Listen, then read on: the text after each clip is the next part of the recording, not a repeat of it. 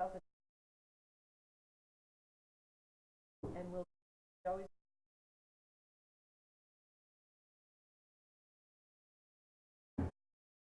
pledge allegiance to the flag of the United States of America and to the republic for which it stands, one nation, under God, indivisible, with liberty and justice for all.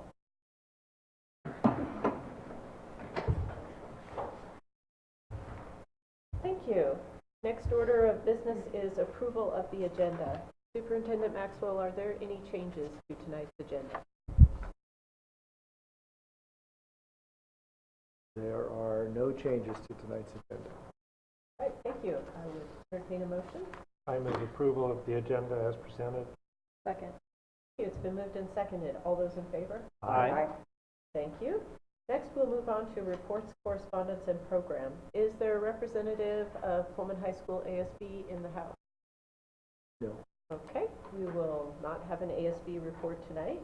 We'll continue with board reports, beginning with Director Weed. Well, my favorite event, or one of my favorite events at Pullman High School is coming up, not this Saturday, but next Saturday, and that's the annual FFA plant sale. Pretty exciting. They have lots of plants, and it helps out the FFA, so hopefully everybody will go along to that one, and that's it. I thought you were going to mention the rock show also. That's what I thought. That's my favorite Oh, event yeah, at that is Pullman fun High too. School. But the Like, plant didn't sale have that is down. also exquisite. So, Yeah, yes, I thank like the you. plant sale. Well, I could say I've been to OS in Olympic Fight, actually, for a meeting last Friday, learning more about construction of schools and trying to get some funding for better funding, equitable, real life funding for schools. And now, of course, there's a new thing about seismic safety. So they're going through all of that, which is just lots more money. Anyway, so that I did that, and then for some reason I ended up on this resolutions committee subcommittee on trying to realign the positions at WASDA. So I was on a 3-hour conference call yesterday. So I've been doing lots of good school board stuff, but I'm trying to figure it out still. Anyway, so there's what I've been up to. All right. Thank you very much. Director Roberts. Nothing to report this evening. All right. Thank you. Director Everman. Nothing this evening. Okay. Thank you. Director Tanner. No report. Wow. All right. Well, you all will be receiving invitations to the Jefferson Art Show. Handmade. Okay. And is that the... I told you about it via email. Yeah, and is this, just a quick question though, is that the same night as the outdoor learning center? No. Okay, No, gotcha. So but it's it different is event the then. same night as the open house. That's But here's one. the Okay, hack. gotcha. You go late because the art show is going on a little later. So if you go towards 6:30 when it ends, this open house traffic. And at the art show, I believe they will have the fundraiser for the Destination Imagination that's going to go. Yeah, there's a Oh, no, I saw GoFundMe that. on That's Facebook too. So it would be a good thing to check out. Concludes my report. Let's move on to the superintendent's report. All right, well, I'll make up for the, Brevity. I'll use that time. Okay.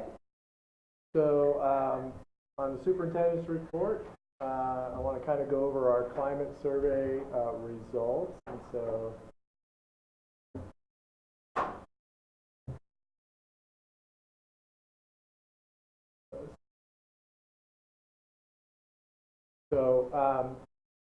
at the last board meeting, I talked about the CEE survey, climate survey that was done. I shared with you at a board meeting the district overall results. We've been working with each of our building administrators to put together some templates to go back and look at the individual building data. So today I'm briefly going to show you the templates that were set up. I'm going to spend a little bit more time in meeting 2. I won't go over every slide in meeting 2. I'm just going to hit some of the high points. Otherwise, we'll be here for quite a while. And then I'm going to show you week 3 and week 4 with the ultimate goal of each building creating a goal that they'll include in their strategic plan next year based on. There may be more than one, but at least one. Okay. So The targets, they wanted to gain a deeper understanding of the characteristics of the report because it's pretty dense, identify building areas of strengths and opportunity, and learn how our willingness to change impacts growth. That part I probably won't share with you tonight. I'll do that at a later time. But I do want to hit at least the areas of strength and the areas of opportunity for each school. So this is kind of a compilation of 5 different schools. So I'm going to be flying through a couple slides, so I apologize ahead of time. So how does data look like in this photo?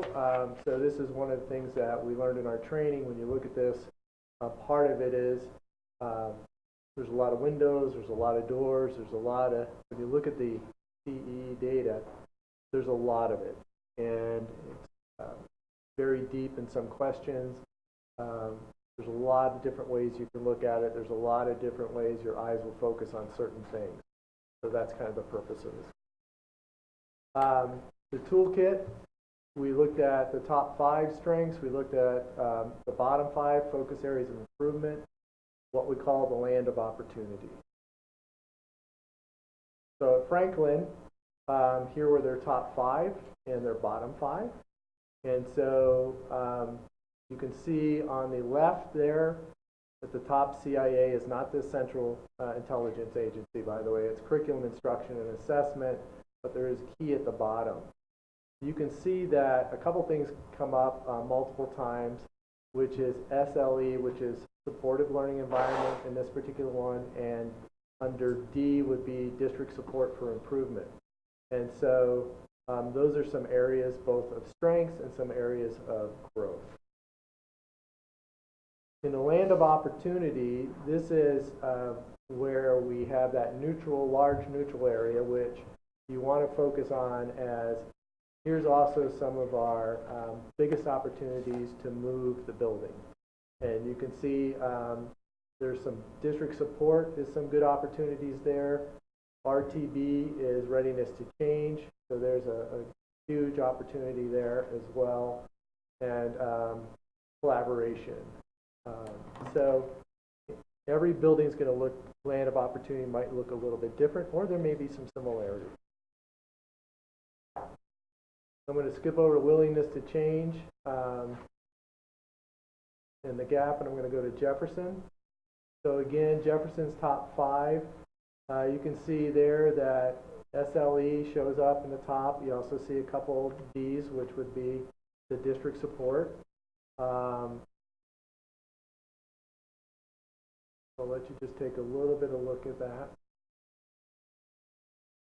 You'll notice that some commonalities are going to come out with social emotional framework or learning. So that's an area that we're talking district-wide as well.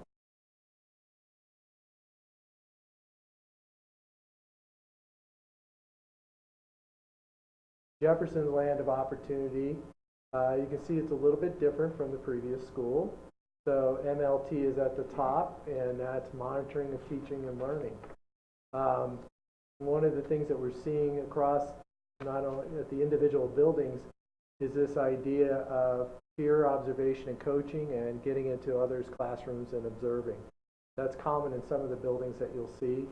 The other piece that you'll see is repeated in some of the individual school data results is monitoring the strategic plan. Are we going back and really taking a look at our strategic plan throughout the year, rather than just in the beginning and at the end?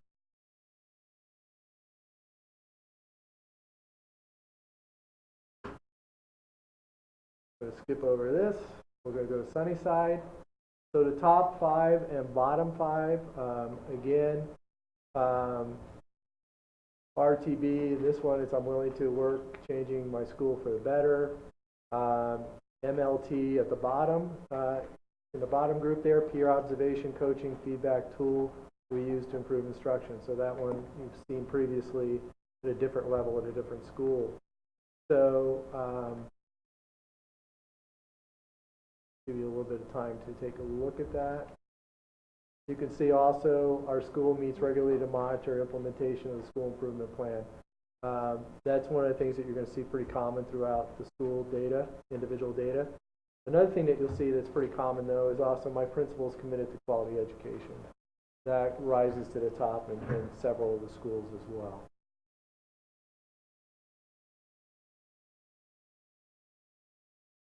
One of the things also that in this one, district facilitates alignment of curriculum across schools, across grades and schools, and that's one of the areas that we're really focusing on this year, and we're also focusing on, in particular, this spring. Now remember, this was done in November, so it's a snapshot in time. Land of opportunity, you can see in this one, you'll see PCI, which is interesting, parent and community involvement. There's two big opportunities there. And this one in particular, curriculum we teach reflects the diversity of our community we serve. We also saw this in the district overall results. So we saw diversity, social emotional learning. So district-wide, that's one of the areas that we're really going to take a look at focusing. You can also see the school has activities to celebrate diversity of this community. So that's a conversation that we're going to have on a district-wide, but in the Sunnyside in particular, they're diving deeper into that. Sunnyside needs more on social emotional learning? All the schools reported to some degree. It wasn't one of their top 5 opportunities, but it has come up. Isn't Sunnyside the one that's been doing that? The CLEAR, yeah. Yeah, that's why it's not in the top ones, but it's still, they want to continue with more professional development. Okay. I know that WAS does the same thing. They're working hard on developing more plans on that too. Skip over this piece, we'll go to Lincoln. This was, I'm willing to work at changing my school for the better, 100%. My principal's committed to a quality education. That's seen that before. If you look in the bottom end of that, you can see our district has social emotional framework and standards. Our teachers engage in classroom professional development activities, peer coaching. So that's that peer coaching piece coming in again. We have opportunities to learn effective teaching strategies for the diversity represented in our schools. So again, we're not only seeing that in the elementary, but we're also seeing that in the secondary as well. So schools are right now having those conversations. And again, you see our school meets regularly to monitor implementation of the school improvement plan. So that's really good data for us district-wide, because we can do some adjustments to our system to make sure that we are monitoring that. Land of opportunity, consistent vision of school improvement throughout the district. So that's one of the things we want to take a look at. We have opportunities to learn effective teaching strategies with diversity. So again, that also comes up not only something that was rated as something they wanted, it also is one of the biggest areas for growth and interest in moving.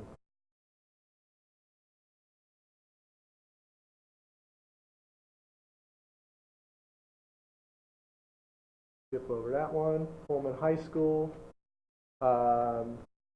The principal cares about me as a person. I'm willing to change, work at changing school for the better. A lot about collaboration. Again, district leadership communications effectively with the school. Peer observation coaching is a tool. And one of the areas that you want to look at in the bottom percentages, depending on what the area is, it's anywhere from 25 to 30. If it's above that, you want to take a look at it. If it's 25 or 30, that's kind of right on the edge. Again, at the bottom there, you can see we receive training on instruction to support social emotional learning. Even at the high school, that's come up in all 3 levels.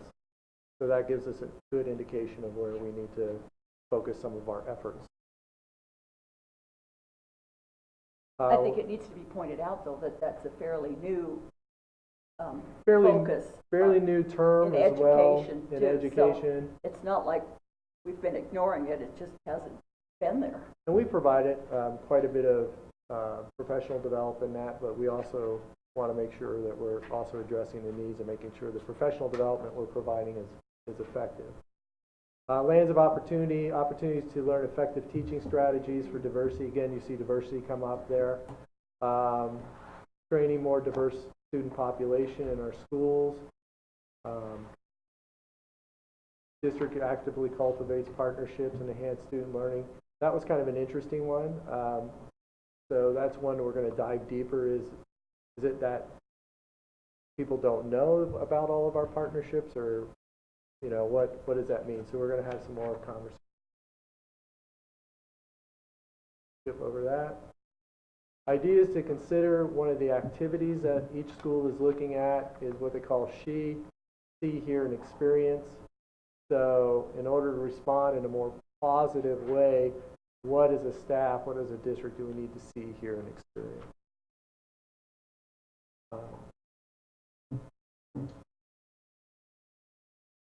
What is the difference between you actually see, experience versus what you hear? And that is the end of that one. So that was a really condensed week 2 by building. Is there a possibility that the board can get that email to us? Because I'd love to look at that a little bit closer. Yeah. And Yeah. Not a problem. Thank you. Let me go to week 3. This one will be a little easier, shorter. So again, week 3, this is a template. This one just says Pullman High School. Each school had their own individual, so I'm not going to go through all 5. So the targets for week 3 to gain, again, a deeper understanding of the characteristics of the report, identify areas of strength and opportunity, learn the importance of willingness to change in order to impact growth. So this one, they start really focusing on the willingness to change. Things to consider.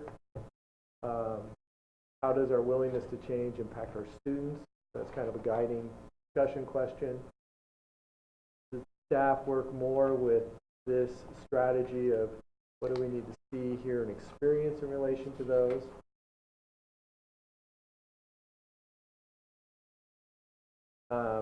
And then looking at the data, so they would be looking at the individual data that they've selected for week 3. These are, again, some guiding questions. What do we consider to be the highest priority? What improvement would have to be the biggest impact on students? How can we incorporate this into our SIP? Remember, I talked about the end goal after 4 or 5 or 6 weeks is going to be a goal that they can include in the school improvement plan.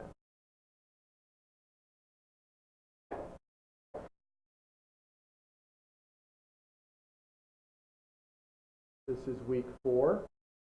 So week 4, you've seen these targets before. However, now we're going a little bit deeper. We need to clarify, what does diversity mean? So when they responded to that survey, what was their definition? What was their thinking when they did that? Again, building those areas of strengths and opportunities. Determine 1 or 2 goals for the SIP related to the building. What I'm hearing is a lot of buildings are really wanting to focus on one goal and go deeper this first time around. Review willingness comments. So how can we share stories and experiences that, again, focus on that trust? These were some of looking at the data. What are some guiding questions? So what is diversity to you? What does accountability look like? There's been a lot of discussions. What does that mean? What does that look like at the building level? Are there any terms that need clarification? Again, 2 that come out both district-wide and in buildings is that diversity and social emotional learning. But specifically, what is being asked for that's not currently being provided? When we're doing that training, what components are missing? That's what we really want to know. What is focused professional development to you? If you remember on the district level, it's that focused professional development. But in the survey, it wasn't necessarily the district professional development. It was professional development at that building level. More opportunities, but what does that look like? So again, trying to ask the staff, can you get more specific so we can help support that? And what would be the best way to include your voice in building district level? Right now, we typically survey, we ask them, we do evaluations after the professional development. But is there another way? That social emotional learning, sorry to interrupt, I just had a quick question. Is it, I mean, I hear that word used a lot in a lot It's of a big contexts. buzzword. Yeah, and I was gonna say, do you think part of the feeling of lack of, experience with that in the district is because it's such an open-ended concept? I mean, is it, like when, in the last WASDA conference that we went to, I mean, it was just all over the place, like in all the presentations.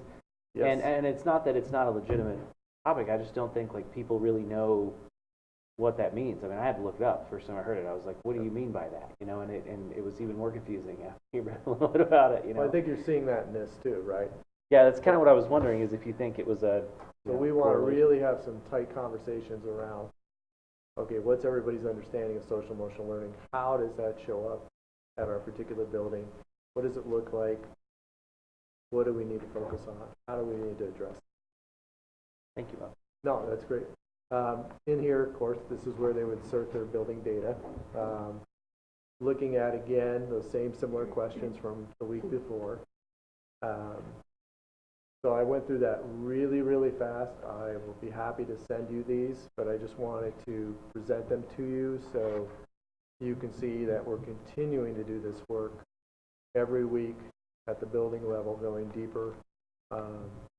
So using that survey data to help us make decisions for our future goals. These sessions are in staff, These are in staff and meetings, those are like 40 minutes. about 30 minutes roughly. So it's not a lot of time. I've already heard from several building principals. They're probably going to be going into week 5 and 6. I said, do you need another template? And they said, no, we probably have enough to go off of. And so they're recycling some of these templates, and The template is a conversation starter. and it's a then you kind of conversation take it. starter, right? Yeah. So that's exactly what that is. So, all right. Any other questions regarding data? Okay. Just want to really give the board and make sure you know we took the survey, we're sharing that data, we're working with the data now. Thank you very much for the presentation. So hopefully that's helpful. The other thing on my report, I do want to also give a little bit of highlight to just last night. Do this. So we had started our welcome nights for students moving to schools, and so that happened last night for Sunnyside and Jefferson. Franklin, can't read that. Next. Tomorrow? This Thursday, thank you, I can't read it. And then Camp, Camp? unfortunately, we had to cancel due to safety regulations with the fire system. So we will be rescheduling that. I am working to get that done as soon as possible. So this has been advertised as just a snapshot of what's been on our webpage. Dr. Kramer was able to go to Sunnyside last night, and I was able to go to Jefferson. So while at Sunnyside, we were able to take a couple pictures. So, but they had about 50% of their students moving to SES at 10.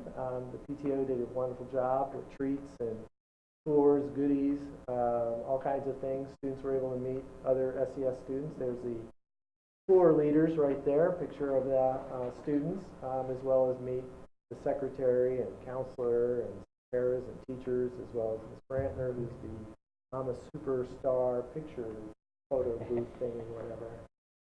So, anything else, Dr. Kramer, to add to that? It was, I think it was really welcoming, very subdued. Like, so when you have an open house back to school night, fall, crazy, right? It was really, I think it was so calming and reassuring. It was very nice atmosphere. Created the parents' bed, handed out goodie bags. So I was at Jefferson, and so they had, I think they had well over 50%. It was a steady stream of students.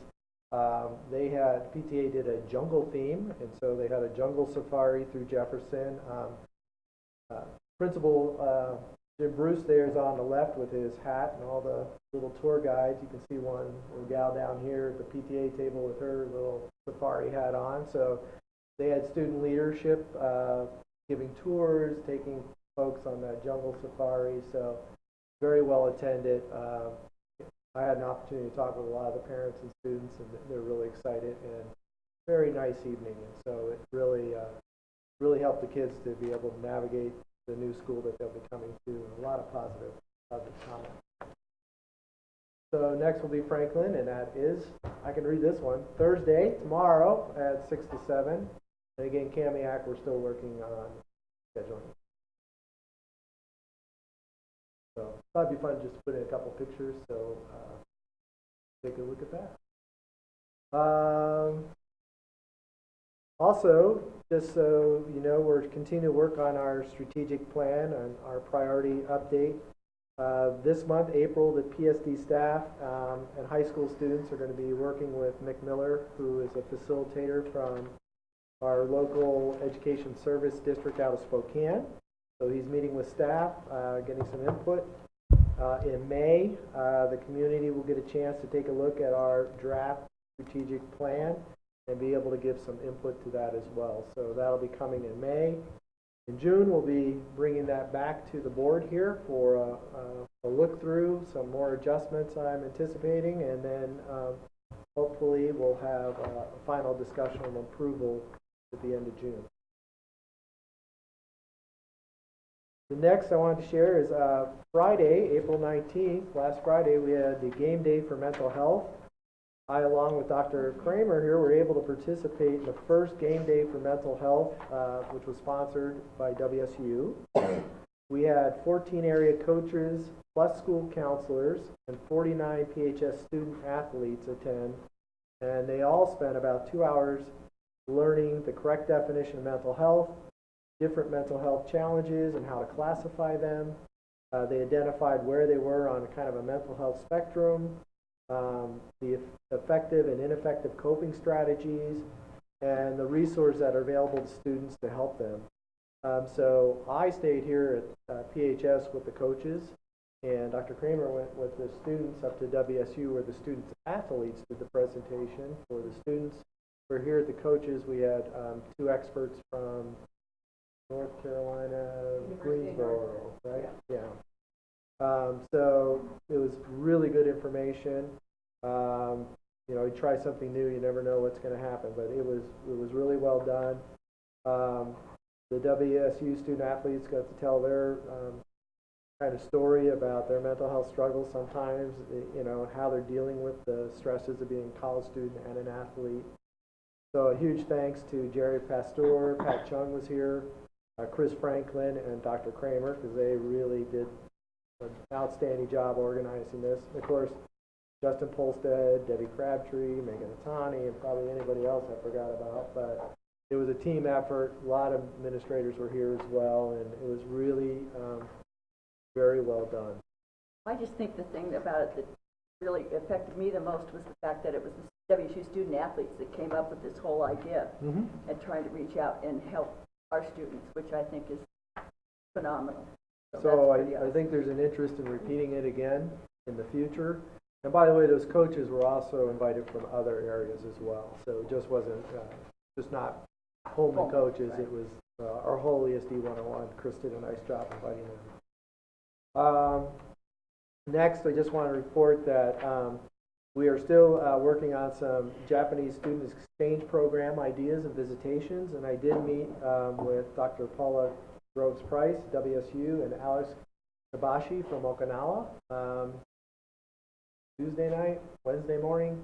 So we talked about some cultural exchange opportunities to start this year. So June 11th, hopefully Justin is watching on TV. In the afternoon, we have a group of 15 Japanese high school students that would like to come tour PHS in the afternoon, and they are also willing to put on a karate demonstration for students or anybody that would like to see. Karate is a very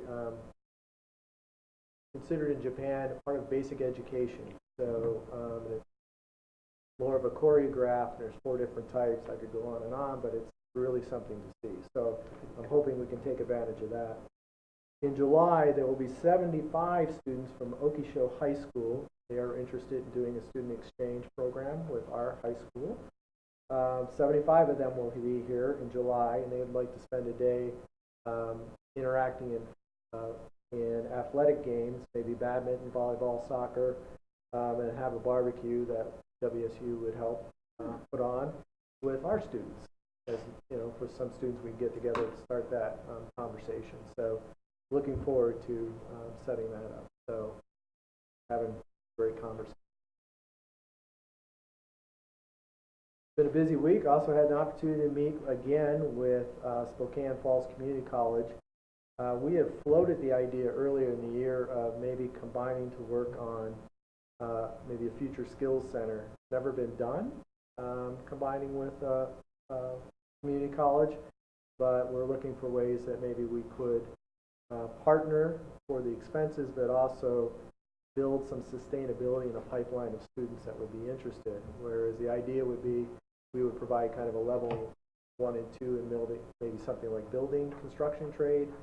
They would do 3 and 4 with a certification program. So we're having some initial conversations, but in order to ease into that, we floated the idea, Chris Franklin and myself, the idea of maybe some articulation agreements start. And maybe doing that with a CTE dual credit option, or maybe a building trade to start with, using our wood shop, and they could earn CTE credit and get a college credit at the Have you reached out to the Carpenters Union, which has a program in this? So we're looking, we haven't gotten a hold of them yet, but Yeah. so we're looking at that, as well as maybe doing something where they could use one of our science labs in the evening for a biology class.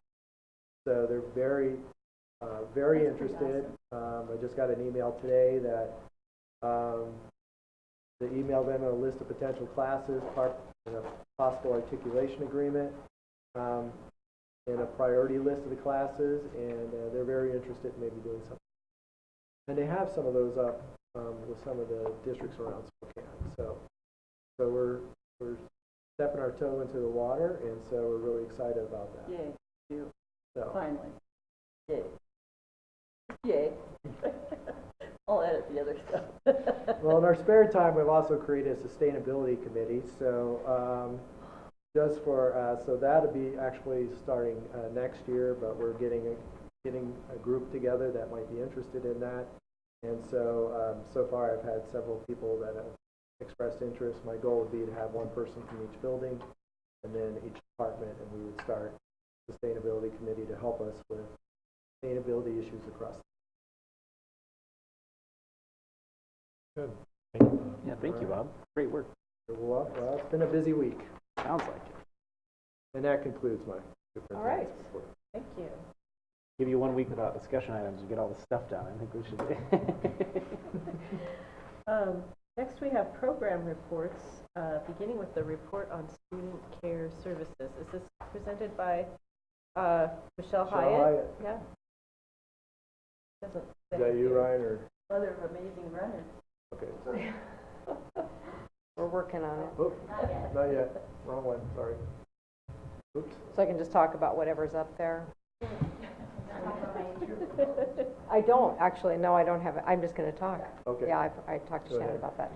So I'm just going to talk about, just in general, what is going on in the district health-wise. So every year, the ESD Nurse Corps has asked that I do a report to OSPI based on the number of kids we have with severe life-threatening issues, as well as mental health, hearing, vision, and any type of health concerns that we have.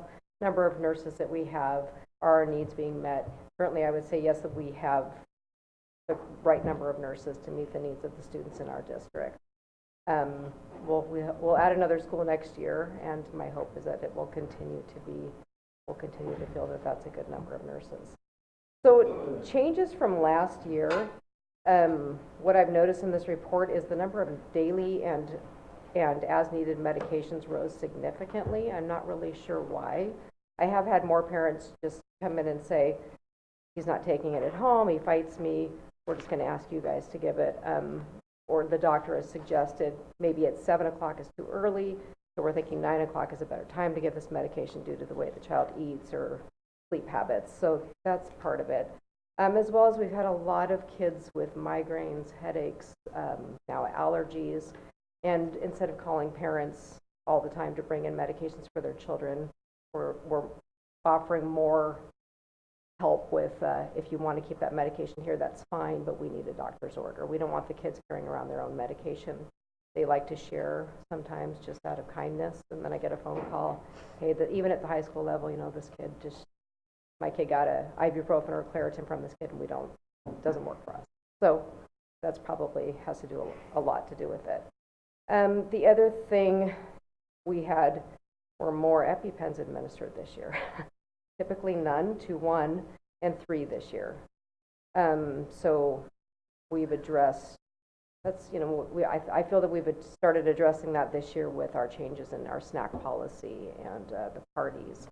And so far that's been a little bit of a headache, but I think that as everybody adjusts and parents and staff get used to it, will get a perfect, or as Joe and I talked about, water and school lunch and breakfast that they get.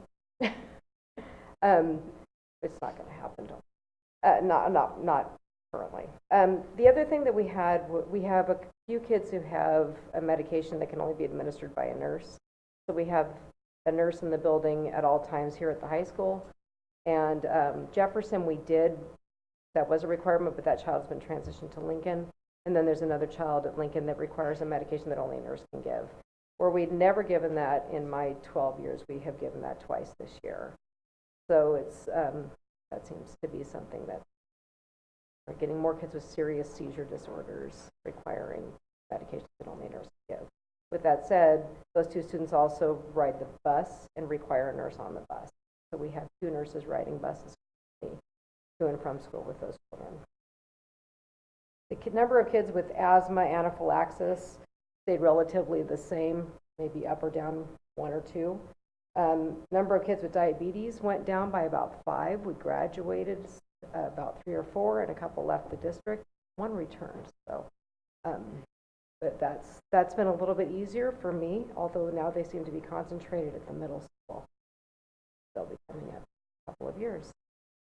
The biggest jump I saw, now this report is documented, diagnosed, like mental health issues. Even though the numbers are about the same diagnosed, we have seen a big increase in the number of kids who need nursing help for mental health issues. So that's kind of not all nurses come into this job with that background. So Roberta and I discussed ways to improve upon that, and the nurses have been doing online courses right now. We're looking for other ways to help the nurses gain more experience, knowledge in mental health issues. It's been the middle school and the high school, especially the middle school, but I think the reason is the huge number that we had come from 5th grade and that's an age. So that's probably our biggest issue right now. The other thing I thought I'd talk to you guys about are the immunizations. We currently have 89 exemptions district-wide, which, if you think about the number of students we have, that's not a huge number. Most of those, the vast majority, 90+%, are personal exemptions, and probably half of those include MMR, which measles, mumps, and rubella. And the state last week, it looks like they are going to pass this bill that these children won't be able to be in school with a personal exemption for measles. Now, the problem is they can still have a religious exemption, and so we'll probably see more religious exemptions come out of that. All of these parents were notified with the outbreak that happened in what county was Vancouver. that? In Vancouver. They were notified of this issue that we may have that here, and that their children could be excluded from school if they're not up to date on their immunizations. Most parents were pretty receptive to the idea of getting their children the vaccination. We just haven't seen those papers come across. So we'll continue to work on that now, that if this bill does in fact go through, we'll be making phone calls to those parents. I don't know, I don't think they'll be grandfathered in. I think it's just whoever has a personal exemption to MMR will be not allowed to attend school. I have a couple questions. So if the bill goes through, do you know how quickly that would come to fruition? I don't know for sure, but I've heard that that would start the next school year. Quickly. And then secondly, are the 89 exemptions, are they pretty spread out between elementary, middle, and high school, or are they kind of concentrated in one area? A lot of them are kindergartners, and sometimes it's parents who just say, I don't want them to have these shots yet. We like to spread them out. Some of them are hepatitis B. So Washington requires 3 shots in a different series than Idaho had required. So we had a lot of kids coming from Idaho into Washington, and they were like, well, in Idaho they're good, why aren't they good in Washington? And they didn't want to get another shot, so their doctor signed an exemption, and then the parents said, if push comes to shove, we'll have a titer drawn with their next blood draw. So and I don't expect a hepatitis B outbreak, so that one's not, MMR right now is really on our radar. Pertussis always is. Varicella or chickenpox is something too that we think about a lot. So, but this MMR will. How quickly can students get caught up on that MMR vaccine? It's given in stages, right? There's 2 that are required. Without an outbreak, if they get 1, they would be under conditional exemption. They can get to them 28 days apart. So they can be in school with the 1 immunization, 28 days later get their second.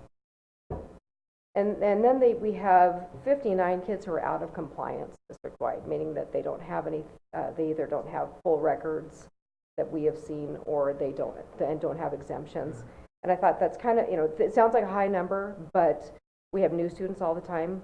We have military kids. We have kids who are McKinney-Vento, who, we're working with them to help them find a doctor or some, way to get either the immunizations or to get their exemptions form signed. So that's why that number's high. And then just thought I'd give you a rundown of our daily average of health room visits to each school. So the elementary schools are between 12 to 15 daily visits, and typically they are your playground bumps and bruises, lots of kids bumping heads, and I think we've done a really good job of talking to staff about if a kid hits their head, send them to the office. We want to evaluate them, make sure everything is fine. However, sometimes it's a paper hit my head, and the teacher didn't hear that part of it. And if there's a nurse in the building, that's okay, but the secretaries go, really? Very few daily medications in the elementary schools, but Lincoln has, I think currently they have 12 daily medications. And I think she has over 20 as-needed medications at Lincoln now. And her daily, there is a nurse there all the time, Mary, love Mary. She has about 19 to 20 daily visits, which doesn't include the daily medications. It does include the as-needed medications, but this doesn't include the daily medications because we can't track that on our computer system yet. We track that on paper. And it's not including the diabetics that she's up and she can watch their numbers, and as they drop, people go to their classroom to make sure they're having a snack or drinking juice. If their numbers are high, she's there to make sure their numbers are down. They're drinking water, doing the appropriate. So it's a very busy, lot of mental health stuff, like I said, at that school as well. And the high school has 18 to 20 average daily visits, and that does include her diabetic visits, which she has, every day she has 2 or 3 kids for diabetic checks. Most of these kids are independent, but come in, they feel blood in the nurse. And she has, I think, 5 daily medications, several as-needed medications. So when the diabetic kids, when they have to do their blood testing, they have to go into the office. They can do it. Most of them have the continuous glucose monitors, Sure. and I actually follow a couple of them on an app that the parents have invited me to do, which is good and bad because I sometimes forget to turn off the alarm, and at 2 o'clock in the morning, boy, is it loud. My whole family wakes up, my dogs start to bark. But I've gotten better about turning those alarms off. But so most of them have that. Sometimes they aren't working well, or their numbers, it doesn't make sense that they're running 400 and they feel fine, so then they'll come in and check. But typically we want to keep them in the classroom. Even the little ones, they can dial now 4-digit extension, and they will get either me or the nurse in the building, and they'll give us their numbers, check in with us every once in a while. Yeah, every one of them we watch. Yeah, it is. That's it. Thank you. Thank you very much. Okay, next we have a report on administrative intern projects, presumably presented by Samantha Shertenley. Absolutely. All right, Samantha, I'm going to try to find your PowerPoint here. Thank you, Ryan.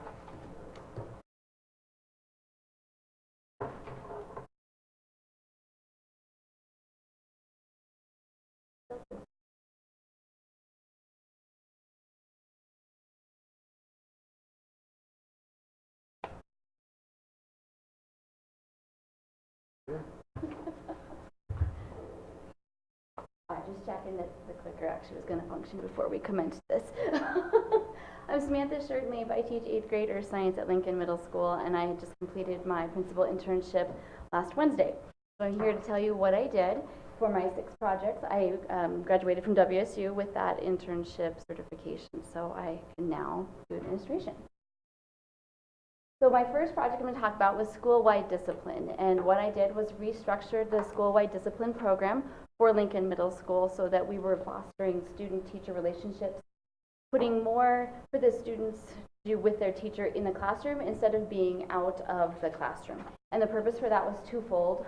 One was our data. So second quarter for Lincoln last year was 112 students were issued 418 timeouts. And if you're not sure what a timeout was, because we don't do those anymore, what they were at Lincoln is you would go down to Denise Thompson in the office and you would debrief with her. So if I had a student that was disrupting his learning, the learning of the others, I would say, I'd like you to go down to timeout. That person would go down to Denise and they would debrief, and it should be 5 to 10 minutes. Sometimes it would last a lot longer. It would happen during lunches so that Denise wasn't there. Cameron and Tammy were not there to debrief. So the student would sit there in the room until someone saw they were sitting in the room. So we have some of these repeat offenders, and you can see up there, student A was out 21 times in this 8-week period. We're talking 1 quarter. If that was 5 minutes, that's still a lot of time, but probably ranging more into the 10-minute time because they're 6th graders. They take the long way to the office. So they are going all the way around. So that's a lot of instructional time that student missed. We wanted to address that by not giving them that option to get out of the space. And I kind of talked to my staff about it as saying, you're fighting for your students, not with them. We need to say, I'm here for you. You can be mad at me. I can be upset with you, and we're still going to move forward with this. So we can't kick them out. You need to be with them. That was one part of that. The other part was that the law changed, and it said we cannot exclude children. They need to be in the classroom. So we had to change that. We couldn't get them out of the space because of disciplinary reasons. Obviously, they are leaving if they're throwing chairs, if they are a danger or a threat to anyone in the room. But just for the lovely, F you, because I have to do this, please don't use that language. Let's sit down and try again. So we're teaching our teachers, and it is teaching us, how to handle that. And we're hearing the mental health issue piece from all those surveys. It's really real for us. It's a crisis mode when that kid is like that. And you're like, what in the world? I need to know what to say about that. So I kind of feel that's where it's coming from on those pieces. I know this is super teeny, but if you wanted access to this, we can totally share this with you. I created a PBIS team that we had at Lincoln, but brought it back. It'd been gone for about 2 years. And so we made this flow chart, and this is what all of our staff has. So what we have is on this side is what the teachers are responsible for, or sorry, what we're going to do. So all the teachers are doing the same intervention. I'm going to do this first, then I'm going to do this, then I'm going to do this, and then I'm going to do this. So we know all of our students are getting that exact same response. This is what we are going to deal with and handle in our space. So it's telling us when this kid does this, yes, I'm going to be the one to handle that. If they go down that side of weapons, severe cheating, theft, that kind of stuff, they're going to be called. But we don't send them to the office now. We have an administrator come and get them. The conversation now can be outside of our room with the administrator. So we will all stand out there, talk about it. Or the administrator will come into our rooms. We go out and have that conversation, and we get to restore that relationship with our students now. And then it says what the administrators are going to do. And that was to serve filling in the big black hole. Kids would go to the administrators, and we wouldn't know what was happening. As the teachers, you never knew the follow-up. Not ever. We didn't frequently know the follow-up. So with seeing this, we know where our student went down that path. So we have knowledge of what they received as support in the office. So the positive impact of this has been that our teachers, I gave them a survey in January. I'm going to give them another one in June just to say, what did you like about this? So these are the words of the staff. Working with behaviors on my own, it creates a relationship with my students that I might not have had. It provides a why. As we make these relationships, those kids share, and they're going to tell you, yeah, I'm ticked off at you because I can't read that.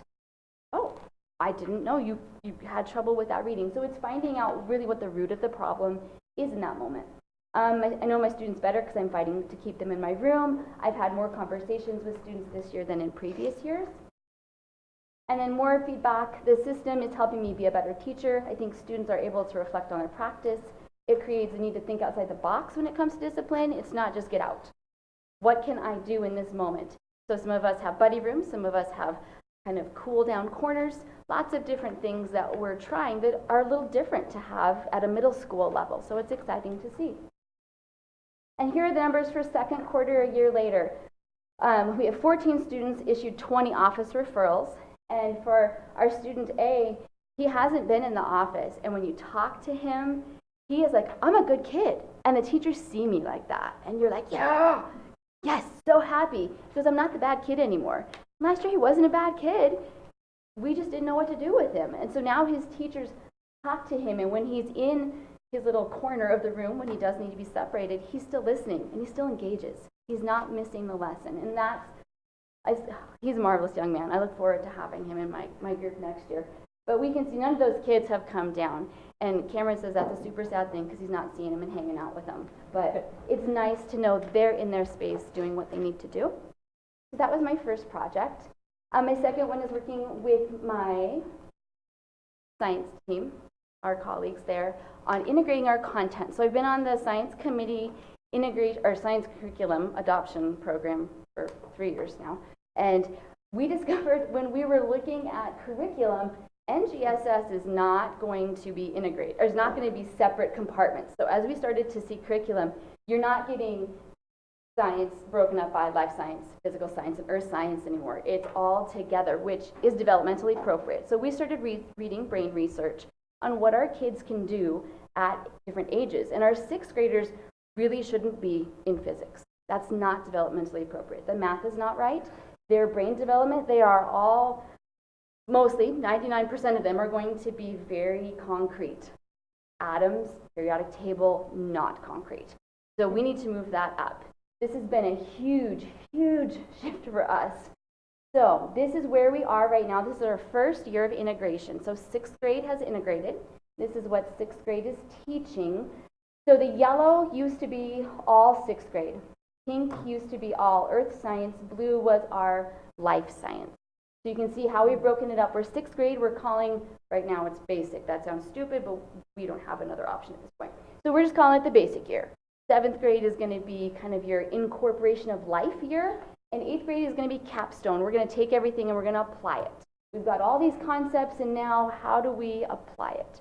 So that's matching development, math skill, and then just ability. So we're hoping is going to be a great match. By the time these current sixth graders leave, we will be integrated. So that was another project that I've been working on. Positive impact of that is our students are going to be where they need to be successful. Sixth graders won't get as frustrated with periodic table. I struggle with it. So to watch a fresh sixth grader try to do it, they're like, so it's good. They can take rocks, you can touch them, it's concrete, it's good.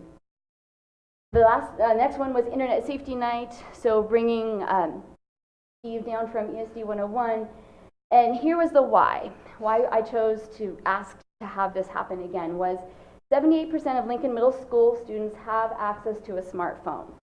That was kind of a shocking number. 100% of our students have access to the internet during the day because we have Chromebooks galore in that school. So they can get into that, and we need to teach them how to be safe about that. So Teens for Social Media and Technology, Pew Research said that 95% of teens now say they have access to smartphones, and we have an increase in that. And then the one that I thought was kind of disturbing is that 45% of teens are almost constantly on the internet. We need to help them be safe. And since I hang out with 725 teens, I want them to know how to be safe with that. This looks like a really sad picture. It was 65, which I was super happy, and in the auditorium, it looks like this little tiny sad bit. But there were 65, and people were so positive. So I did a survey the next day just to see if what the community enjoyed about that, and there was lots of positive feedback. So 79% of the attendants said that it was very helpful or helpful, so that was good. And then a quote from one of the parents was, "It was a great presentation, informative. I think it'd be nice to have follow-up after we've had time to talk to it about our kids." That was great. Lots of people wanted that to be for high school students for all grade levels, to have it be annual since technology is changing. They would love to see this happen every year or twice a year. They would like to have a resource bank to go into where they could go and say, these are the apps that you need to watch for. There's a lot of stuff that would be nice if we could help educate our families on that. Grading modification was another project that I've been doing, and again, this is on research of what's appropriate for our kids. So hanging out with my science colleagues again. In December 2017, Cameron Grove came up to us and said, "Hey, did you guys know you have the most kids failing out of all of the departments? It's you guys." And we were like, "Oh, what? What's going on there?" So at the time, we had 80 students failing out of all the kids taking science, which is all of them at the time, but why? So we started to look at our grades were actually on behavior. We were grading, were they doing stuff late? Were they not turning it in? We were docking them for stuff that was not content related. So we needed to shift how we were doing our grading. Again, looking at research, what is best, not giving zeros, pretty good thing. Giving 50%, it gives them not a huge hole to dig out of. 50% is still an F. You're making the point. You didn't make it, but you're going to be able to recover from this. So what we accepted, late work comes in at full credit, and for some people it's like, duh, they did the work, you should give the credit. But it was, again, trying to prepare them for high school. So that was the lens we were using. That lens has been removed. Not entering missing work as 0, but 50%. Moving towards standards-based grading. All of us are dabbling in it. It's currently kicking our bahootie. We're going to keep trying, but it's pretty challenging to go from grading everything under the sun to very select things and only having in your grade book 3 grades. That's a little scary, and it's a little scary for everybody involved. So we're working on that. And then redoing work to earn a better grade, and that includes assessments. If the kid doesn't get it and they get it 3 months later, they got it. The grade needs to reflect that. So it's shifting our way from the door doesn't close on their knowledge when we move to the next unit. It's still open, and if they want to walk through it again, we've got to let them. So that's a big shift for all of us. And so we are working kind of steadily towards that. Positive outcomes, very few kids are failing, and a lot of them actually are super excited. I'm going to redo that test. I have kids doing that all the time. I'm going to redo it. For me, they redo it exactly how it was the second time. Let's just see, did you miss something? Then if they want to redo it again, it becomes a different assessment. I have little drawers of them. So you go to a different one. Let's see if the format or something else was inaccurate. So we're all trying to figure out exactly how to approach this, but that's what we're looking at, is keeping the door open. Our students are having better retention. We're seeing them bring up stuff from earlier and making connections, which is a pretty powerful piece. And then we are really reflective as a group. What do we need to change? Every collaboration, we talk about what's working, what's not working, and where we should go from there. The last one was the great adventure of the athletic director. So supporting Tammy Sewell as assistant athletic director, and I was the one in charge of all the scheduling. So all of the, I'm still here. A few sparkles in the hair now, but we're good. So I created a binder that was going to help me do that. And on this one, it was how to mark when have I gotten buses, did I check on the buses, Do I have the gym? Do I have officials? And that was my way of being able to then communicate that to coaches, to parents, to athletes, to our bulletin creators in the office, everybody who needed it, and it was helping everything run smoothly. And that was the very first one that I did. This was from Tammy Sewell.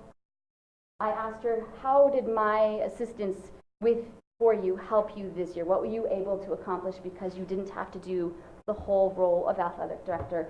And so she said that she was able to go in and help students in math and to specifically give feedback to raise scores in math because she didn't have to do 250 hours of the athletic director. So that was another project. And those were all of my projects the last 2 years. So, do you guys have any questions? Oh, I do. Yes, my dear, go for it. Well, I guess I'm just kind of disturbed by them not. How are you going to get these kids to realize that there are deadlines in life and Yes. you have to achieve them? If you don't give them the, some sort of a punishment instead of giving them a 50%. It seems to me middle school is where you've got to really get these kids to realize that studying is important, doing things on time is important, because once you get to high school, they're not going to all of a sudden change. I mean, you've got to start those study habits and things early. Mm-hmm. So, trust me, I know because Oh, yeah. my kids didn't. So, well, one did, and she set me up for the rest of them. But anyway, what do you do then to get them to realize the importance of doing stuff on time? So for my group, so last year when I did this for the first time, so in 17-18, we did this by request of Cameron. Try this, do all these pieces, and we just threw it out there. Hey, nothing is going to be late. We got nothing back. People were not ready to do anything. Assessments would come, and they're like, "Well, I didn't do the work to get us ready for that." So what we do, and for my tests, mine are not paper tests. They are projects. They are discussions. They're songs. They're whatever. They have a menu of 20 things that they do, and we have a day where we perform those. And what I have found is when they're not paper tests, they're engaging. And so they're going to be ready to sing their song, perform their whatevers, and they're not missing deadlines. But we talk about how the deadline is important. I need you to have these skills. But if you miss it because of things like something in the family, a sickness, if you didn't plan right, that's stuff we have to learn how to do. So we're having those conversations, and things are not months and months and months and months late. They were last year, which was a hoot to watch it come in. I'm like, here you go, 2 months late. But now it's maybe 2 days late, and I can have that. In our rubric right now, we still have a small little piece that says on time. So a 4 is early, a 3 is on time, a 2 is going to be 24 hours late, a 1 is more than 24 hours late. So we can still communicate that. It's just not the huge piece of it. I don't have a perfect answer. I just worry because if we carry on the senior project, those deadlines have to be met or. Right, So, with massive I mean, consequences. That's why these standards need to be, or habits need to be established, because you want to set them up to fail. And Later it in really, life. really counts Mhm. on graduation or not. So I just, and then the other thing you said you have like 3 grades or something because you were talking about, Standards based. yeah. Mm-hmm. So how can the kids tell how they're doing? Get those kinds of grades. So with standards-based grading, as of right now, we have little pieces that you do every week. So I still have a quiz that's going to give them we have Thursdays quizzes. Those come every Thursday, and they still get to see how I'm doing. But you don't assess it until it's the whole puzzle. So we do little pieces all the time. I am talking to them in class. We have time where they are sharing, think pair share, out to me, out to their peers. So I'm listening to a lot of it, and that's going to tell me how I need to go. Thursdays are my big informative days, and tell me what to do on Friday. Yeah, so that's how I'm doing that, but you are assessing the puzzle. Good. And so I don't do it until the puzzle is complete. I just want to make sure the kids know. Oh yeah, yes. They know how they're doing. Mhm. Oh yeah, it is not, oh shocking, guess what, you failed. No, we are very much walking them along the path. It's not like Canada, one big test at the end of the semester. It's like, Yeah, have a good day. No, it's a weekly thing for all of us, and then once everything comes together, that's what you're going to look at. thank you. Yeah, not a problem. Thank you. All right, have a good Thank you evening. very much. Exciting to hear. Thank you, Samantha. All right. The next part of the agenda is the visitors section. This part of the agenda is for anyone wishing to speak before the board, either as an individual or as a member of a group. Visitors addressing the board will go to the microphone and state their name and address prior to presenting their information. The board will listen and may offer clarification, but will not discuss the topic at this time. The board may consider moving the topic presented to a future meeting date as a discussion item. Please keep your comments civil and respectful and limit your remarks to 3 minutes. Individual speakers may not give their time to other speakers. We don't have anyone signed in to speak. Would anyone in the audience care to address the board?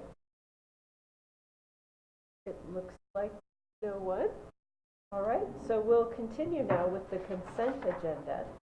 To expedite business at a board meeting, the board approves the use of a consent agenda, which includes items considered to be routine in nature. Any item which appears on the consent agenda may be removed from the consent agenda by a member of the board and voted on separately. The remaining items will be voted on by a single motion. Tonight's consent agenda consists of minutes, personnel report, professional personal services contracts report, budget status report, overnight field trip request, ASB fundraisers, records instruction, new PHS ASB club, warrants, and transfer requests. And I would now entertain a motion. So moved. Second. It's been moved and seconded that we approve the consent agenda as presented. All those in favor? Aye. All right, thank you.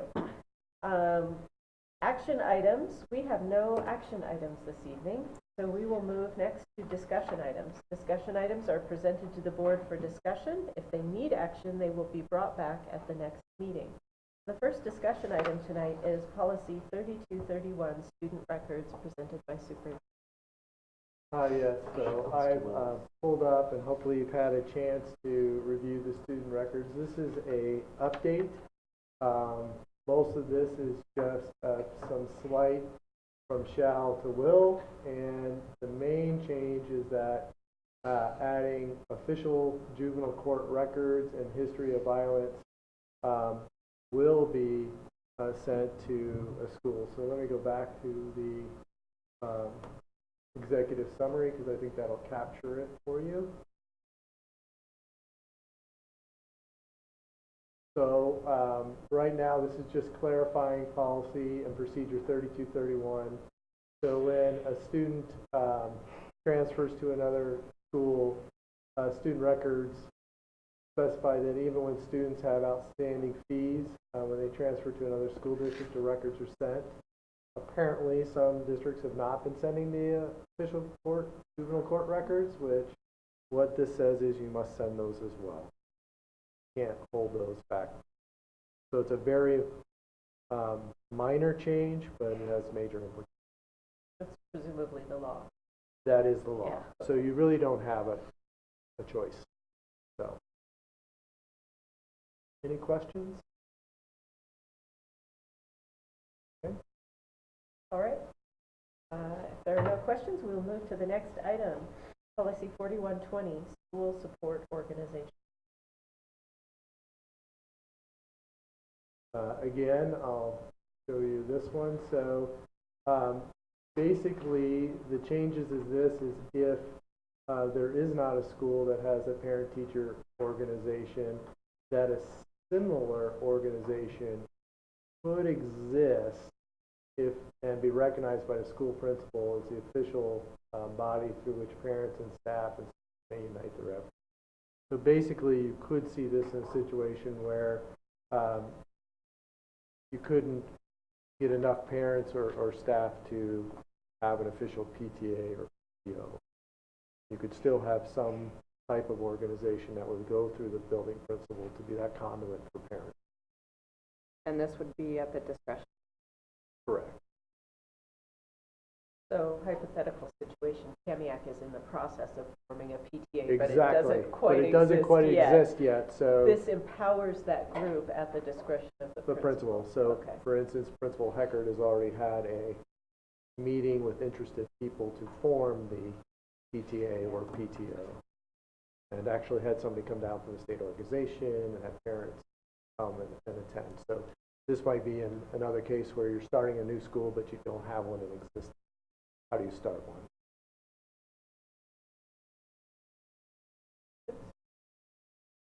Right, great. Moving right along, policy 4220, complaints concerning staff or program. So this one is in existence, so the policy has just been updated with the most recent WASDA language, including updated cross-references to policy 2020. The procedure is included as just an informational item and clarifies the streamlines the process of handling complaints. Let me pull that up for you.